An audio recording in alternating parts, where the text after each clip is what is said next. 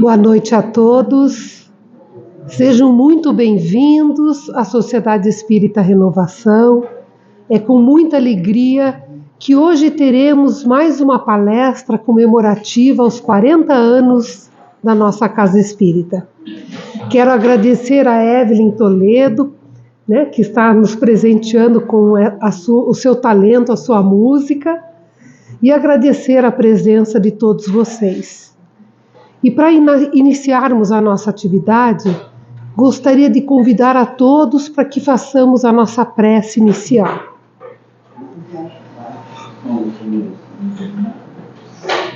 Amado Mestre Jesus, é com especial alegria, Senhor, que aqui nos encontramos essa noite na Casa Espírita, felizes por estarmos em contato com a espiritualidade superior, que desde a entrada na nossa casa esteve nos atendendo através dos passes, das energias benfazejas, acalmando os nossos corações, nos atendendo nas nossas necessidades mais íntimas, sejam elas físicas, psíquicas ou espirituais. Obrigada, Jesus, por tantas bênçãos em nossas vidas. Obrigada pela saúde, pelo corpo perfeito, pela família, pelo estudo, pelo trabalho. Tanto que temos a agradecer, Senhor. Mas hoje, que já somos conhecedores das realidades da vida espiritual, temos também, Senhor, a coragem de agradecer pelos infortúnios, pelas dificuldades, pelos momentos de provas que sabemos, Senhor, ser o momento do nosso teste, do abraço apertadinho de Deus em cada um de nós, para que saibamos revelar para nós mesmos a pessoa maravilhosa que trazemos dentro de nós. Semente que somos, Senhor, do seu amor. Mestre Jesus, permite que nessa noite abençoada, o nosso convidado Luiz Maurício possa receber a inspiração da espiritualidade superior para nos oferecer o seu conteúdo de forma que possa atingir as fibras mais íntimas do nosso coração, para que essa realidade espiritual não seja apenas no nosso intelecto, mas possa se traduzir nas nossas atitudes, nos nossos pensamentos e principalmente nas nossas emoções. Sê conosco, Senhor, que assim seja.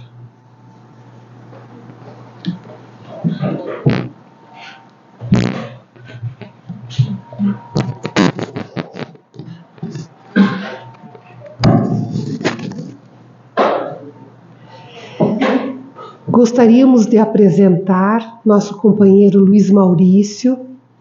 Luiz Maurício, ele trabalha na Sociedade Espírita Francisco de Assis em Ponta Grossa, onde faz parte do Conselho da Casa e dirige grupos de estudo, mas também é palestrante, dá cursos e faz também muitos estudos e é conselheiro da Federação Espírita do Paraná e ajudante também no trabalho do radiofônico Momento Espírita.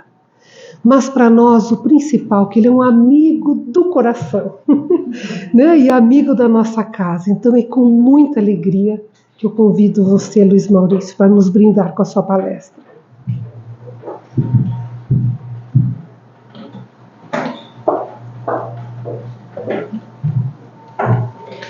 Boa noite a todos. É sempre renovada a alegria e a satisfação quando nós nos permitimos nos encontrar e muitos de nós nos reencontrar sob os auspícios da doutrina espírita. Uma noite de quarta-feira, fingindo que é primavera, quando estamos muito próximos do inverno já, em que nós podíamos, nesse final de dia de um feriado, estarmos com os nossos, em nosso lar, em nossa casa. Podíamos estar aceitando algum convite social de encontro com amigos, ou ainda preparando a continuação da semana do dia seguinte. Então, são tantos os convites que a vida nos oferece, dos quais preterimos para priorizar aqui estarmos.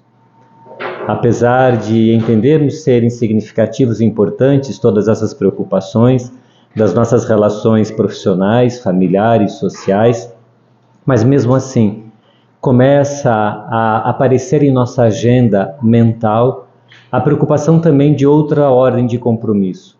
Não daquelas que o corpo demanda, que a vida obriga, que os compromissos eles se impõem, mas coloca-se hoje na nossa agenda de um compromisso que a alma amadurecida começa a entender ser tão necessário quanto tantos os outros, sem demérito a tantas essas preocupações já citadas, mas compreendendo que daqueles compromissos que outrora nós relevávamos em segundo plano, hoje passamos a priorizar em nossa agenda e por isso estamos aqui.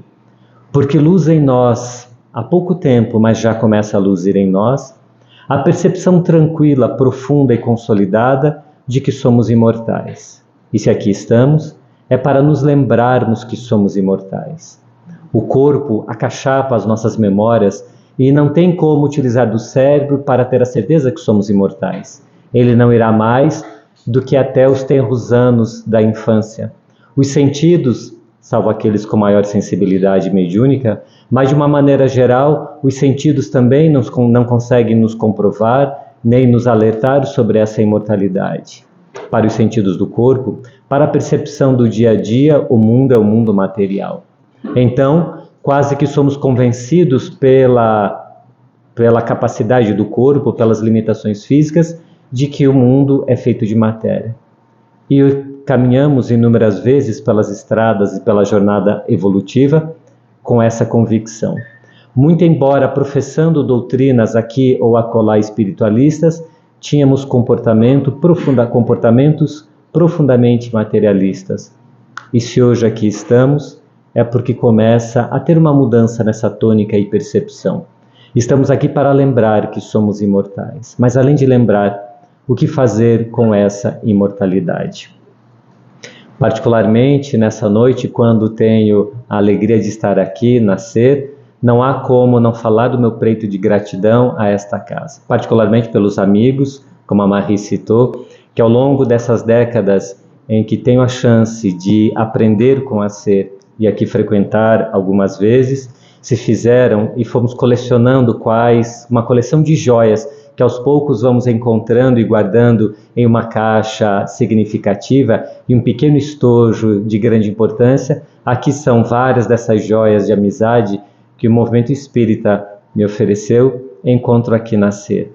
Lembrando quando frequentava aqui mais a miúde, no início dos anos 90, aqui foi quando aprendi a ler e a estudar o Livro dos Espíritos, nos memoráveis grupos, nos memoráveis encontros do grupo de estudo do Livro dos Espíritos, quando nesse grande terreno só existia aquela casinha ali na frente, e ali se davam as reuniões com todos os trabalhadores num ambiente inolvidável.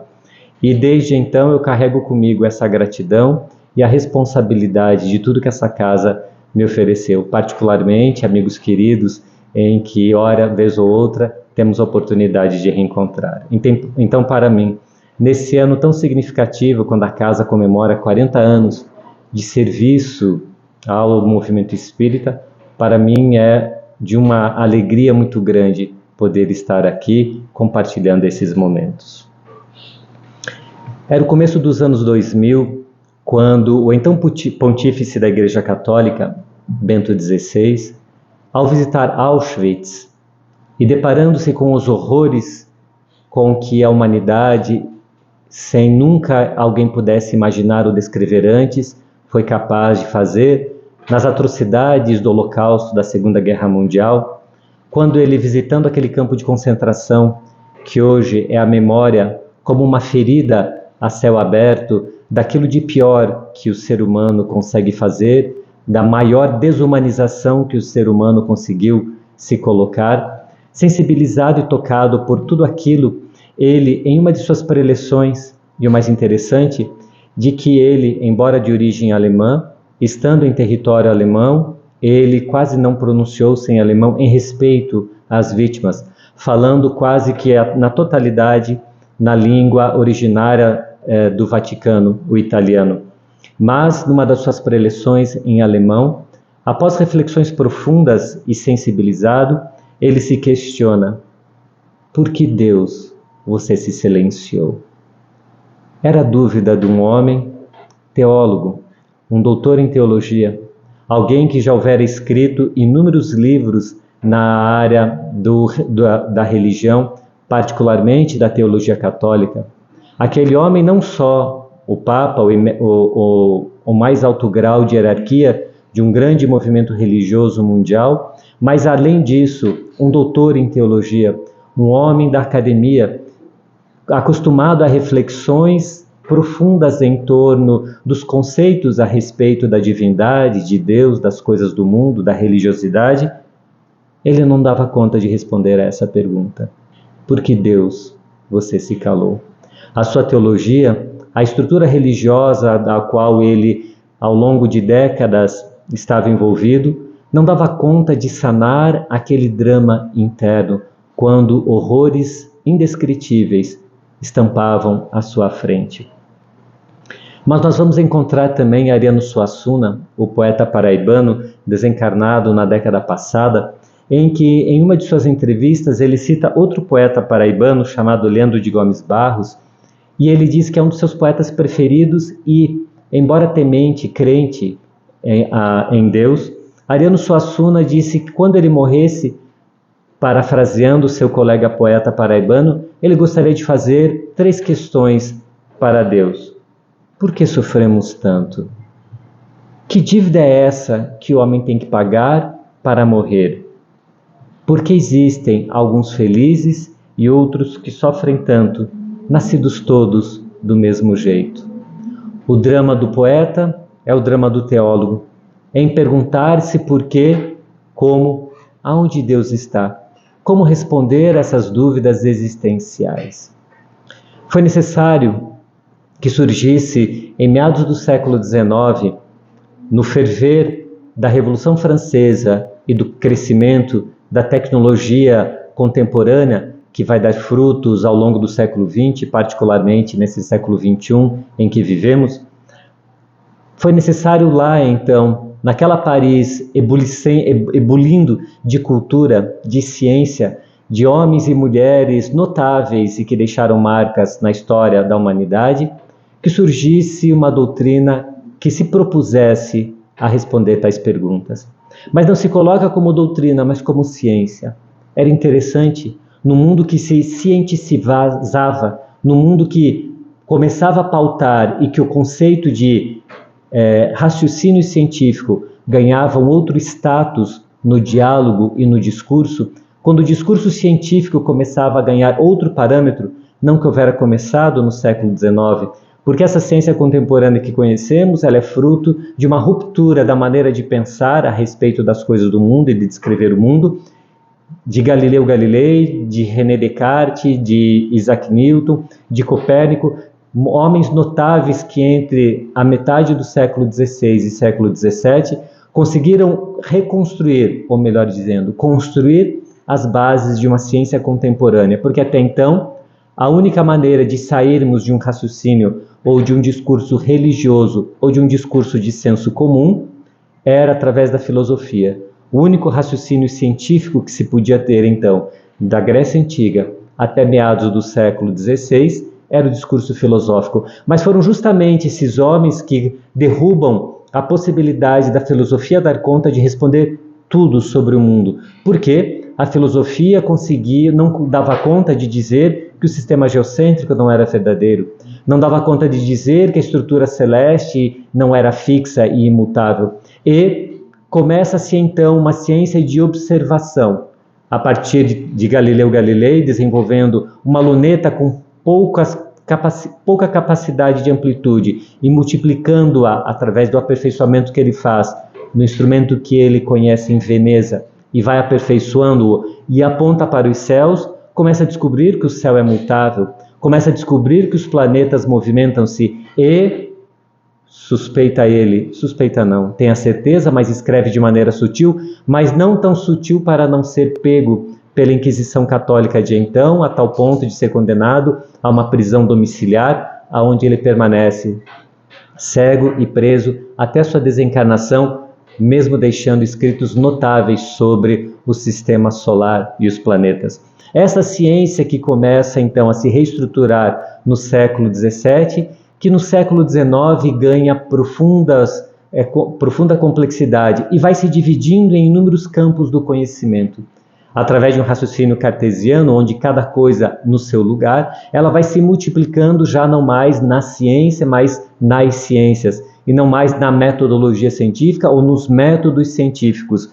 E então, concebia-se que, a essa altura, de que a ciência, para ter então esse conceito de ciência, era necessário duas características: ter um objeto de estudo e ter uma metodologia robusta o suficiente para dar conta de explicar o seu objeto de estudo, a fim de que o método desenvolvido não nos incorra em erros, não nos faça engolir mentiras ou enganos, como a filosofia houvera feito, porque tem as suas limitações no seu método, na sua estrutura, no seu olhar de mundo. Não dá conta de explicar tudo no mundo, era o que descobriram então esses homens no século XVII, para chegarmos no século XIX, na Revolução Industrial, caminhando a largos passos, com a ciência se desenvolvendo celeremente.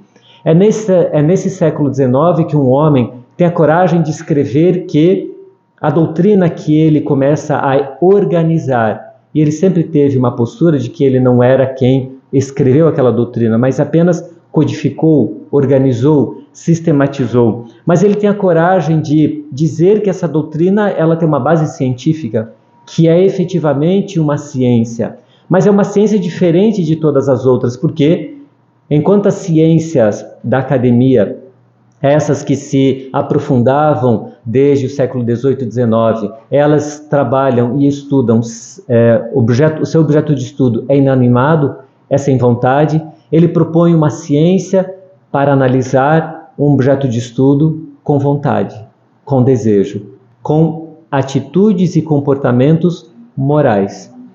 E por isso ele define essa ciência como a ciência que estuda o espírito, a sua natureza, a sua origem, o seu destino e a sua relação com o mundo material. Essa definição que ele escreve em o prefácio de uma obra intitulada O que é o Espiritismo. Mas essa ciência começa de uma maneira inusitada, porque esse homem era um pedagogo, era alguém da educação, mas era alguém que já com mais de 30 anos vivendo em Paris, ele é originário de Lyon, com a sua formação escolar na Suíça, no internato em Yverdon, sob a tutela de Henri Pestalozzi, um grande homem da pedagogia. Ele, jovem, com menos de 20 anos, decide retornar ao seu país de origem, não mais para Lyon, sua cidade natal, mas deseja instalar-se em Paris, porque percebe ali o lugar ideal para divulgar a doutrina ou a pedagogia pestalozziana. E então, nos anos 50 do século XIX, ele já era um homem com mais de 50 anos e 30 anos frequentando a sociedade parisiense. Ao longo dessas décadas, ele já havia escrito inúmeras obras na área da educação, da gramática francesa, do ensino da matemática. Houver oferecido ao governo, ao Ministério da Educação francês, uma proposta, um esboço de reestruturação daquilo que hoje chamamos de ensino médio do sistema educacional francês. Era vinculado a várias sociedades científicas da época, era um homem respeitado como alguém da área da educação, alguém da área da ciência. É inusitado porque esse homem ele é convidado a frequentar reuniões saraus, como se comumente se tinha à época, mas diferentemente de saraus de poesia ou de música, aquele sarau era um tanto inusitado, que havia moda e ganhava manchete de jornal, porque as pessoas frequentavam alguns salões, algumas pessoas da sociedade abriam suas portas para convidados, a fim de verem mesas que se movimentavam e se comunicavam.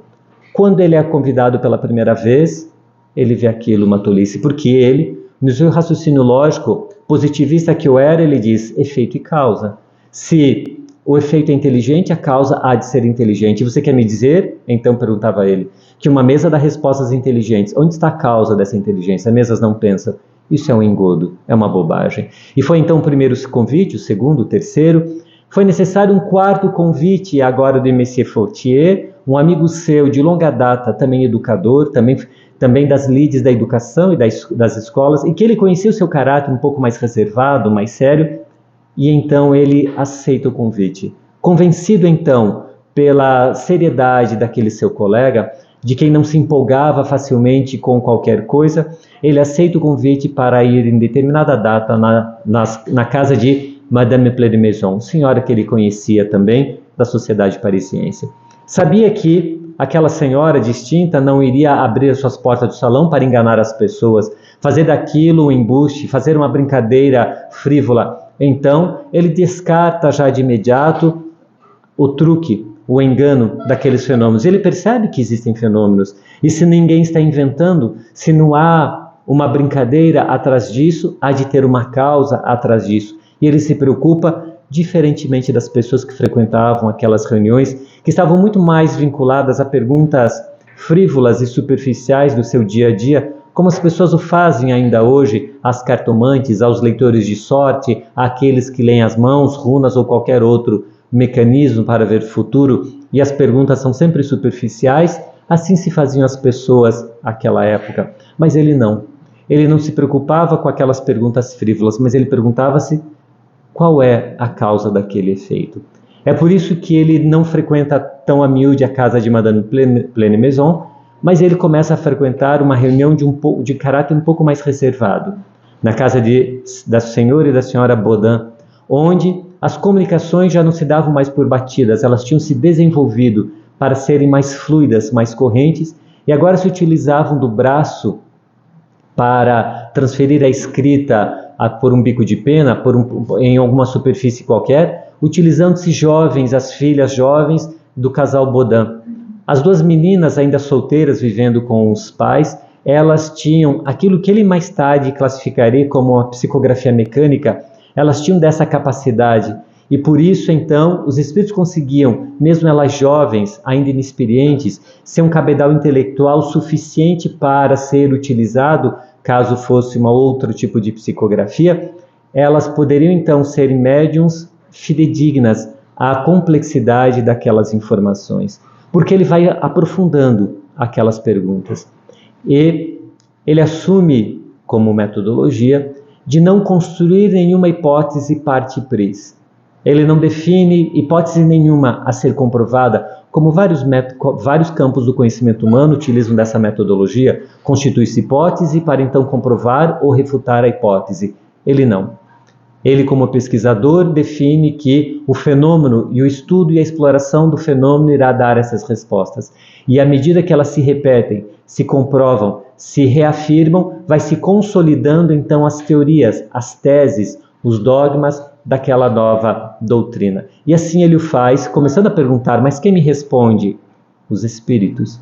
Que são os espíritos? Ele não assume que espíritos são, e ele não assume nenhuma definição, que poderia ter e teria algum conceito inicial, afinal, o que são espíritos? Ele pergunta, que são espíritos? A alma daqueles que já viveram. E assim, então, ele vai aprofundando-se em torno desse objeto de estudo, o espírito. E por isso ele escreve que o espiritismo é uma ciência. Porque ele utiliza-se para extrair, codificar essas informações de um método científico, que ele descreveria então em uma obra muito particular, o Livro dos Médiuns, falando da possibilidade dessa comunicação entre o mundo físico e o mundo espiritual. Traçando então as variáveis, os cuidados, as necessidades, as possibilidades, os recursos e as limitações que o fenômeno mediúnico pode nos oferecer. E então ele vai descrevendo ele cataloga pela primeira vez a mediunidade, que é um fenômeno da vida e que sempre existiu na história da humanidade. Pela primeira vez ela ganha um olhar científico, cataloga-se, classifica-se, dá-se nome para tipos de mediunidade, fala-se sobre as variáveis do fenômeno mediúnico, sobre dificuldades e necessidades para aquele que quer envolver-se com o fenômeno mediúnico, para então extrair daí as informações do mundo espiritual, que na verdade é o mundo da onde viemos e para onde retornaremos. A doutrina espírita então inverte-se a ótica da vida, porque imaginamos que a vida é isso que nós percebemos e que ela se acaba quando chegamos ao decesso, ao encerramento da vida orgânica. E essa doutrina, então, que estuda os espíritos, ela inverte toda essa lógica, porque diz que o que nós estamos vivendo é um regime de exceção, e que a regra, ela existia antes de nascermos, e nós voltaremos à regra quando desencarnarmos, porque aqui não é a nossa casa. Nós estamos de passagem. Já estivemos inúmeras vezes de passagem, vivenciando inúmeros corpos, masculinos, femininos, tez de pele das mais variadas, condições socioeconômicas, possibilidades educacionais, culturais, nascidos em ambientes e meios dos mais diversos, de tal quantidade e variedade que fez-se exatamente a complexidade que somos cada um de nós.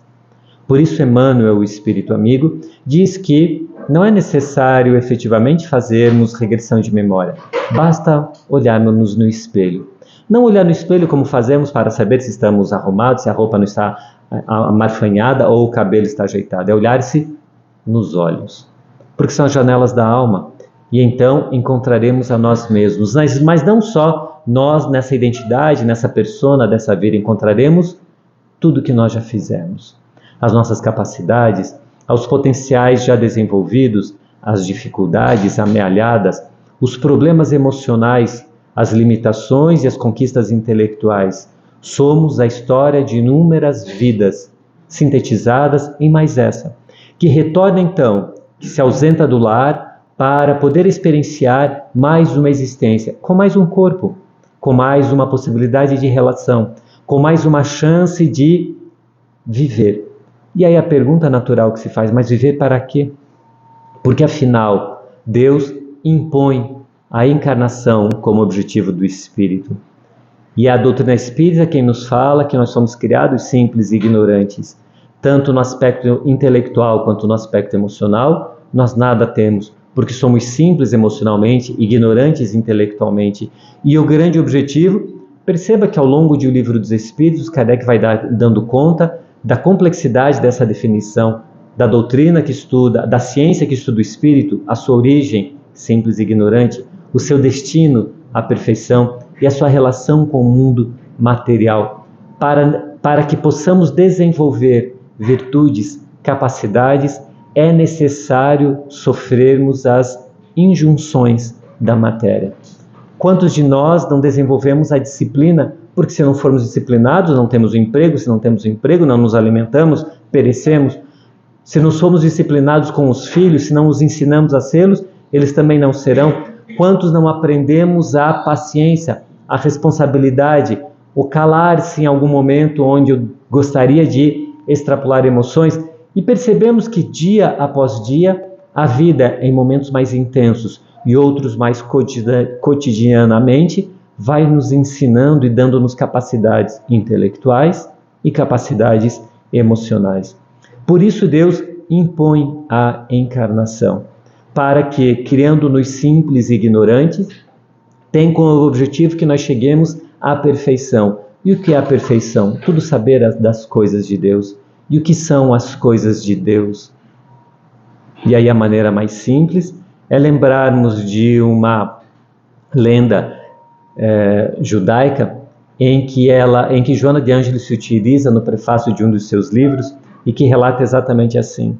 Determinada feita, um jovem ávido para conhecer todo o aspecto da Torá, dos livros religiosos da sua raça, do seu povo, ele vai ter com um religioso e pergunta para ele se, durante o tempo em que ele permanecesse num pé só, se ele então poderia explicar todos os aspectos da religião do seu povo, da Torá. E ele então, achando aquilo uma afronta, porque ele, como homem da religião, como um religioso devotado às complexidades da interpretação da Torá, achou aquilo um avulso, um assinte, tal proposta, bem-vinda de um jovem insensato, pensa então o religioso. Ele disse que não, que aquilo era um absurdo, que eram necessários anos e anos de estudo. O jovem então deixa ao religioso, mas não se convence da resposta e vai buscar a outro, um pouco mais amoroso, talvez um pouco mais aprofundado nos dramas e conhecimentos humanos e talvez entendendo mais em profundidade o objetivo da Torá. E o jovem faz a mesma proposta para esse segundo rabino. Ele diz: enquanto ficar num pé só, pode me explicar toda a Torá? E o velho rabino aceita o desafio. O jovem se posta então, levanta uma perna, fica no pé só e espera a longa dissertação do rabino.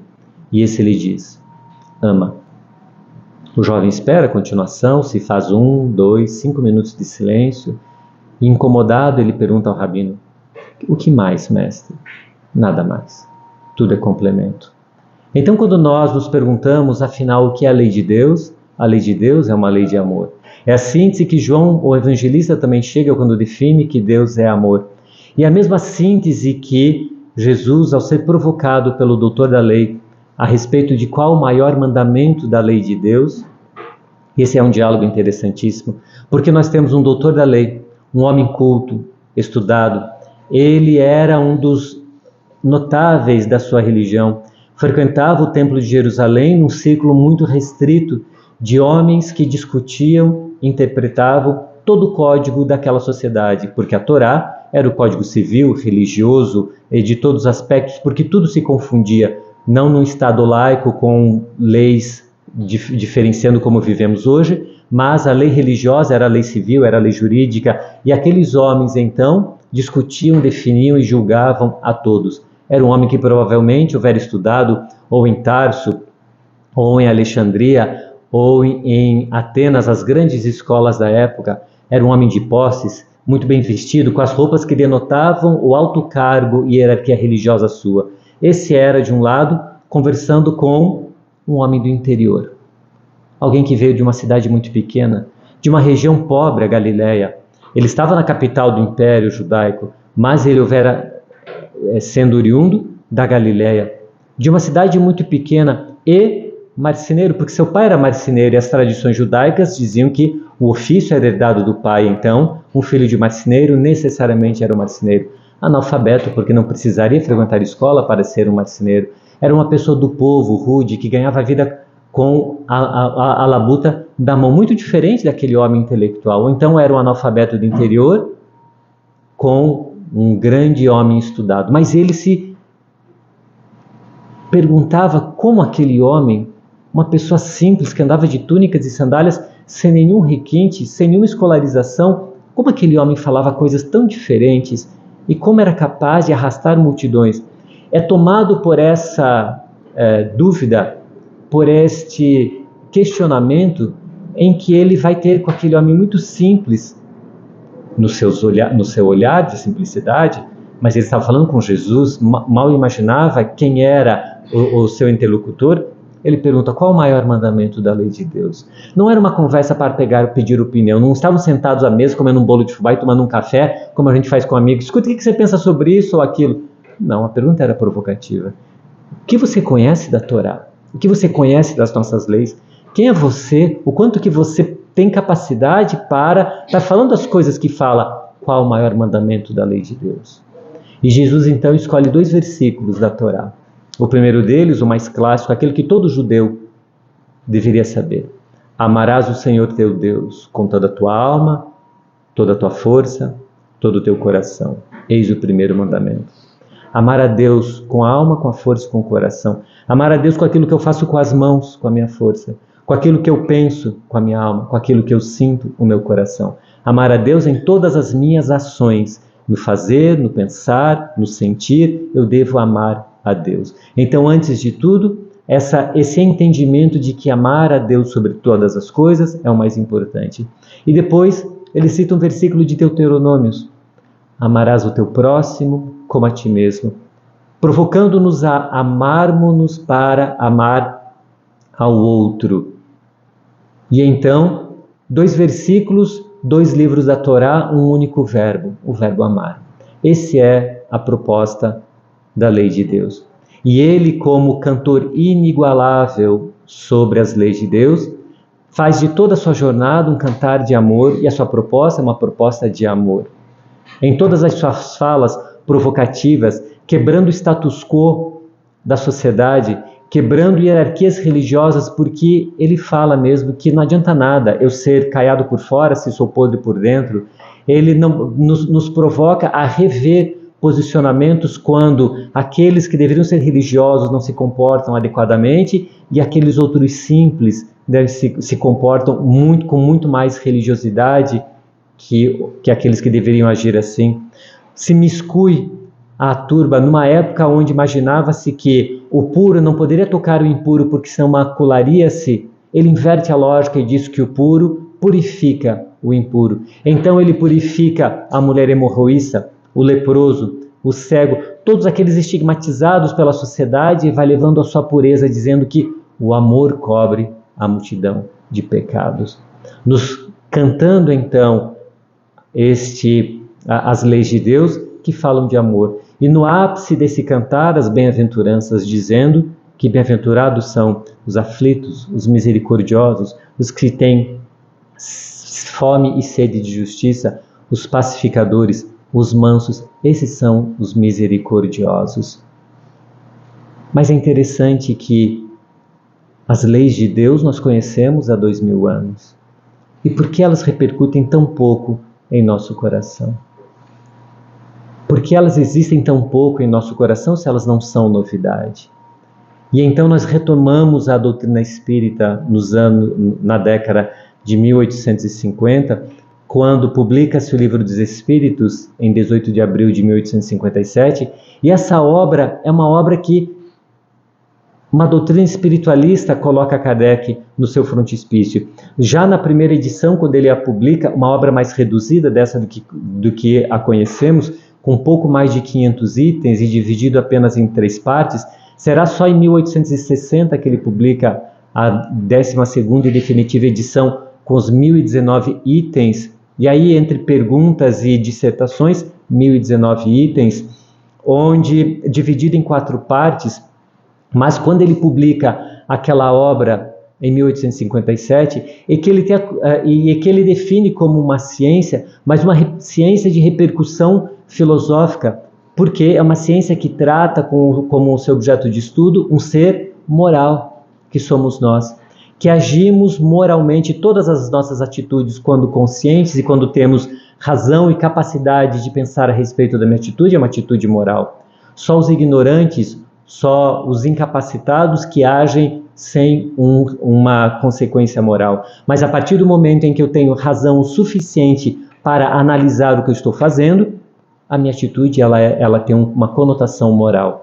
A partir de um parâmetro, e de que parâmetro moral é essa minha atitude? Eu avalio o meu comportamento por qual moral? Há tantas morais, há tantos comportamentos, há tantos padrões morais diferentes. O que é moral, afinal? Se perguntarmos a um filósofo, a discussão será profunda, porque ele perguntará, depende de qual autor, ele perguntará, depende de que época, depende de qual meio, porque aquilo que é moral para nós é imoral para tantos e vice-versa, na nossa sociedade de hoje. Mas se nós viajarmos no tempo também, vamos percebendo que aquilo que é moral ou não vai se alterando ao longo do tempo. Então, o que é moral? Há uma moral absoluta? Se perguntarmos novamente a um filósofo, ele dirá, depende. Algumas vezes, alguns filósofos dizem que sim, outros que não. Mas desta moral que fala o Cristo é uma moral absoluta. Uma moral a partir das leis de Deus. E tudo aquilo que agimos coerente com a lei de Deus é moral. E tudo aquilo que agimos que vai de encontro, que bate de frente com a lei de Deus, é imoral. Assumindo que a lei de Deus é uma lei de amor, todas as nossas ações amorosas são morais. Todas as nossas atitudes, comportamentos, pensamentos, sentimentos de desamor, eles não são morais. Eles vão de encontro, eles são distonia com a lei de Deus. Desenvolvendo esse raciocínio em O Livro dos Espíritos, é que Allan Kardec então chega à conclusão de que essa doutrina, essa ciência que constrói um arcabouço filosófico, chega necessariamente a discussões morais sobre qual deve ser meu comportamento moral, porque deve ser um comportamento a partir desta moral divina, das leis de Deus. Então ele discute sobre comportamento moral. Não discute só sobre a origem, a natureza, mas discute sobre a repercussão moral, sobre as atitudes morais e a repercussão moral do nosso comportamento. E por isso ele divide o Livro dos Espíritos em 4 partes, onde na primeira delas ele tem a oportunidade de discutir sobre a origem das coisas e localizar o espírito como princípio de criação de Deus, em toda a estrutura do universo e de Deus, para na segunda parte falar de todas as possibilidades de relação do espírito entre encarnado, desencarnado, desencarnando, reencarnando, desencarnado influenciando o mundo material, encarnado influenciando o mundo espiritual, todas essas possíveis relações, para na terceira parte falar sobre a lei moral divina, dizendo que essa lei moral é uma lei de Deus, é uma lei natural, está em a natureza, que cabe a cada um de nós comportarmos-nos ou buscar um comportamento para sermos felizes, para progredirmos, para melhorarmos, coerente com essa lei. E como um bom professor, ele entende que é um tanto complexo esse progresso, porque temos que progredir intelectualmente para compreender as nossas ações, e uma vez que a podemos compreender, respondemos moralmente por elas. Por isso o progresso intelectual advém, antecipa-se ao progresso moral, porque eu preciso compreender, alguém me prejudicou, eu posso prejudicar o outro? E eu posso pensar assim, eu quero, eu vou prejudicar, porque aqui se fez, aqui se paga, pagar com a mesma moeda. A gente pode achar vários ditados populares para justificar a nossa ação. Mas vou perguntar assim, você gostaria que fizesse isso com você? Não, eu não gostaria que fizesse comigo. Então eu sei que está errado. O raciocínio leva 2 minutos para eu chegar à conclusão de que eu estou falando está errado. Está errado, mas a pessoa merece, eu vou fazer assim mesmo. Ok, eu tenho livre-arbítrio, eu posso fazer, sei que está errado, eu abro mão da lei de Deus e crio a lei minha. Agora eu não vou mais seguir a lei de Deus, eu vou seguir a lei minha. É uma lei pessoal e eu vou abandonar as leis do universo para seguir as leis do meu universo. É uma atitude um tanto egoísta, mas a gente faz inúmeras vezes. Quando abre mão de agir, de fazer aquilo que é correto para agir aquilo que eu tenho vontade, que eu quero, que as minhas paixões, meus impulsos desejam. Eu abro mão das leis de Deus e vivo com as minhas leis. Se elas são incoerentes com a lei de Deus, logo elas não são amorosas, porque se fossem, seriam coerentes com a lei de Deus.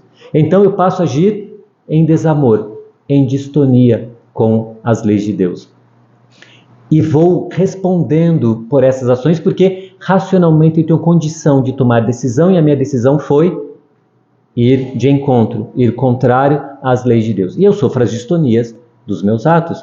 É natural que seja assim. E quando eu cansar dessa distonia, porque eu posso insistir, eu posso dobrar a aposta, eu errei, sofri as consequências, eu vou errar mais ainda, eu vou me revoltar contra Deus, as minhas leis são melhores que as dele, e eu posso dobrar a aposta. E vai se intensificando essa distonia. Consequentemente, vai intensificando esse desamor que eu passo a sentir. Essa distonia, este mal-estar, que passa a ser, em uma intensidade maior, sofrimento.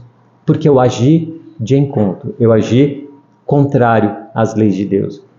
Compreendendo toda essa estrutura e organização, é natural que Allan Kardec pergunte, ok, evoluir intelectualmente, tem alguma dificuldade para o progresso? E os espíritos respondem, para o progresso intelectual não há dificuldade nenhuma. Para eu me desenvolver intelectualmente basta o esforço, não há limitação nenhuma. Mas para o progresso moral é mais complexo, porque tem dificuldades, tem barreiras. Isso quer dizer, eu tenho que tirar pedras do caminho. E quais são elas? Orgulho e egoísmo. Isso quer dizer, a gente pode usar uma metáfora, que para eu me desenvolver intelectualmente, basta o esforço.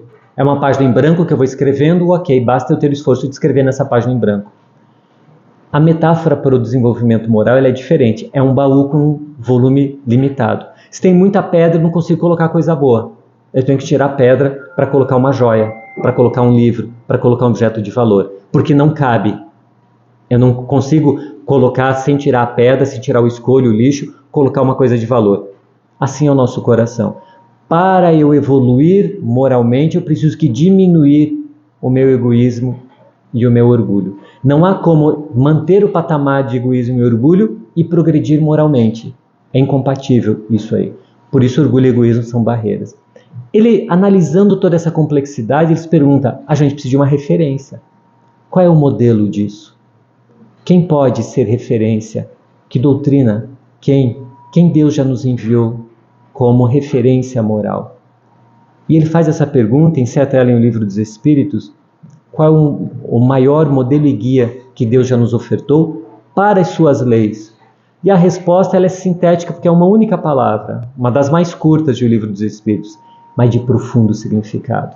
Porque os Espíritos nos revelam então, a melhor referência para o meu comportamento moral é Jesus. E a gente volta 2000 anos atrás. Foi necessário toda essa estrutura de uma ciência para que a gente voltasse a ouvir falar de Jesus.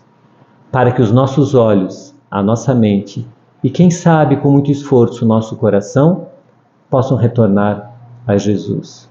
Em última instância, o Espiritismo é a ciência que traz Jesus para o nosso coração. Não pelas vias da emoção, porque, se nós nos permitíssemos, já nos teríamos convencido ao longo de 2000 anos de história de que Jesus é o bom pastor, conforme ele nos diz. Mas foi necessário que uma doutrina nos acolhesse pela razão, nos consolidasse um raciocínio afiado, mas um coração árido, para nós que voltássemos novamente os olhos para Jesus. Então, quando nós nos deparamos com o Espiritismo, quando nós passamos a frequentar uma casa espírita, é o nosso reencontro com Jesus. É aquilo que a providência divina organizou no nosso plano reencarnatório para reencontrar Jesus. Porque qualquer outra doutrina filosófica ou religiosa não nos convenceria, porque já passamos por todas. E nós nos enganamos e enganamos-nos a tantos com essas doutrinas, que são cheias de externalidade. Nós nos preocupamos muito com o externo, mas guardamos muito pouco da essência da mensagem de Jesus. Então era necessário que nesse momento do nosso evolutivo de cada um de nós nos deparássemos de novo com Jesus. Mais uma vez, Ele se preocupasse em programar essa encarnação para que os nossos caminhos se cruzassem com os dele, para que nós prestássemos atenção nele, para que nós os descrucificássemos e começasse a tirar ele dos templos para organizar um templo todo nosso, na nossa intimidade, e tê-lo unicamente ou necessariamente nesse templo, para que ele nos acompanhe todos os dias. Porque não há cristão em dias escolhidos da semana ou horas específicas da semana. Ser cristão é um exercício diário da intimidade familiar, com o vizinho, com o chefe irritante, com o colega implicante, com o familiar difícil, com o filho que demanda tanto. Ser cristão é a demanda de todos esses momentos, de todos esses dias. Então, quando nós encontramos uma casa espírita, como a SER, que há 40 anos abre suas portas para falar de Jesus, é uma grande oportunidade para cada um de nós. É um oásis numa sociedade tão complexa e de pessoas com tão pouca referência. Vivemos num país que tem o maior número de pessoas ansiosas diagnosticadas no mundo e o terceiro maior índice de pessoas em depressão diagnosticadas no mundo.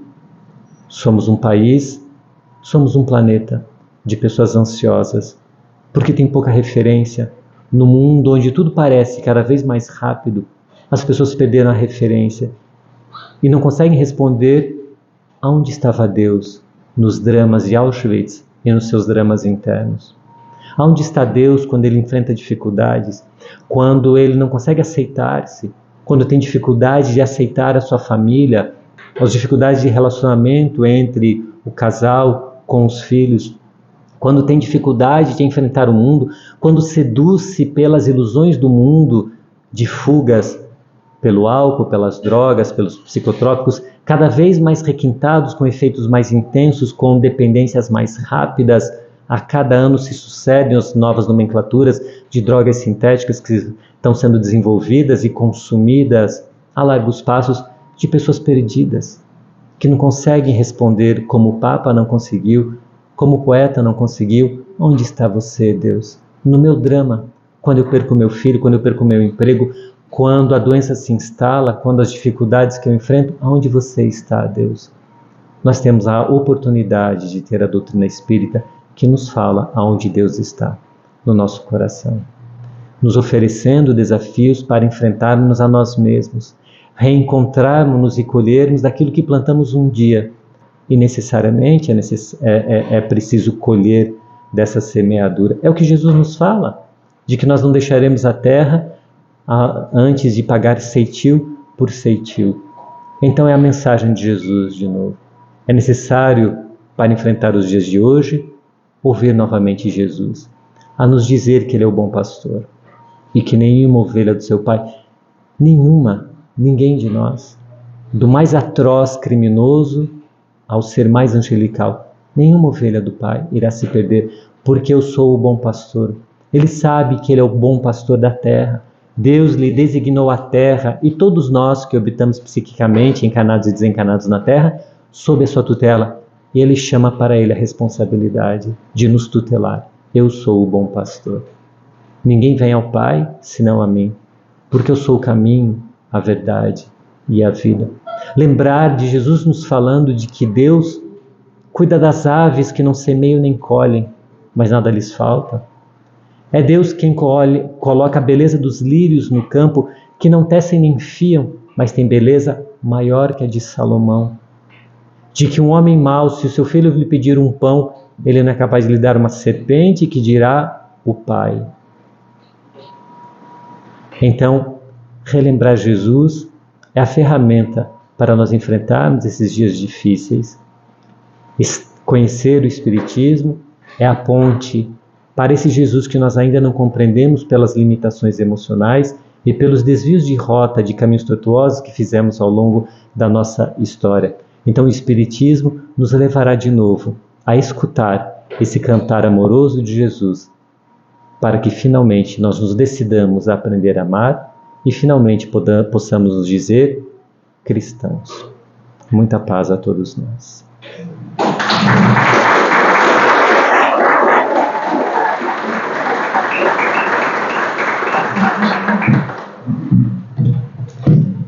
Muito obrigada, meu amigo, pelas palavras, pelas reflexões. Nós vamos fazer a nossa prece, mas antes gostaria de dizer que durante a prece, nossa amiga Evelyn, onde ela está, Evelyn, ela irá tocar também uma música durante a prece e todos nós devemos, após a prece, seremos convidados para a aplicação dos passes. Não podemos ficar sentados aguardando, seremos convidados. Ok? Então, oremos. Amado Mestre Jesus, há quantos anos, Senhor, temos sido convidados para conhecer os Teus ensinamentos, o Teu exemplo, a Tua palavra divina. No entanto, Senhor, temos caminhado ao longo dos anos tão afoitos, esquecidos de olharmos para nós mesmos, nos deixando encantar pelas coisas materiais, pelos sentimentos fugidios. Por isso, Mestre, queremos agradecer por hoje já estarmos aqui nas lides espíritas, querendo, do fundo do coração, entender mais a respeito desse ser imortal que todos somos, aprendendo ao longo dos dias que as coisas materiais são passageiras, que o que fica conosco são aqueles tesouros que a ferrugem não corrói, que o tempo não desgasta, que é o amor, o respeito, a compreensão. Por isso, Senhor, nesses 40 anos que a nossa Casa Espírita hoje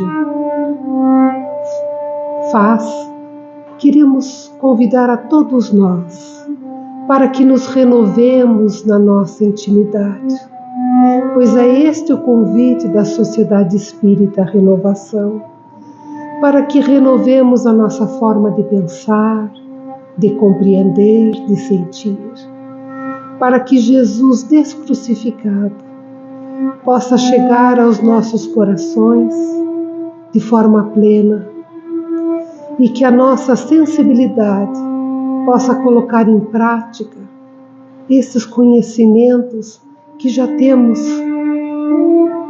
de muito tempo escutando aqui na doutrina espírita.